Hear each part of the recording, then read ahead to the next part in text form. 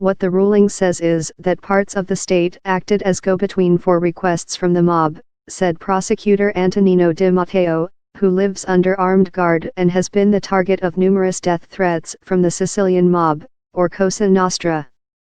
As judges were being blown up, some people in the state helped Cosa Nostra, he said. This is a historic ruling. During the tumultuous years of 1992 to 93 in Italy, the Bribesville corruption investigations brought down the political establishment. Media magnate Silvio Berlusconi stepped into the vacuum, winning the national election in 1994. Deal with mob Marcello Dell'Utri, a former senator and close associate of Berlusconi, brokered a deal with the mob to stop the attacks, according to Friday's ruling. Berlusconi was not on trial. In a statement, Berlusconi said the ruling was the fruit of a clear prejudice. He said his four governments had fought against organized crime. Dell'Utri was sentenced to 12 years in prison for undermining the state, as were two retired carabinieri, paramilitary police, generals and an ex-colonel. Dell'Utri is already serving a 7-year sentence for Mafia collusion. Former Interior Minister Nicola Mancino was acquitted for false testimony.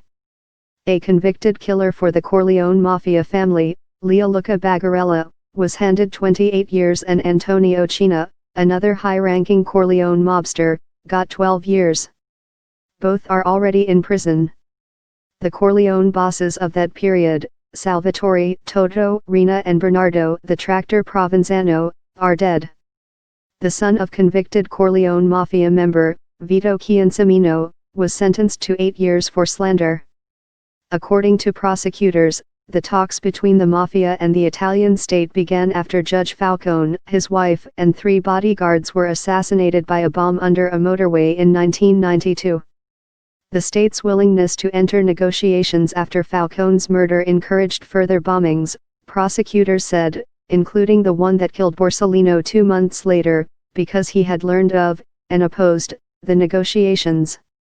The following year Cosa Nostra stepped up the pressure with unprecedented mainland attacks on cultural and church targets, including Florence's Uffizi Gallery. 10 people were killed in Milan and Florence. After 1993, the attacks abruptly stopped.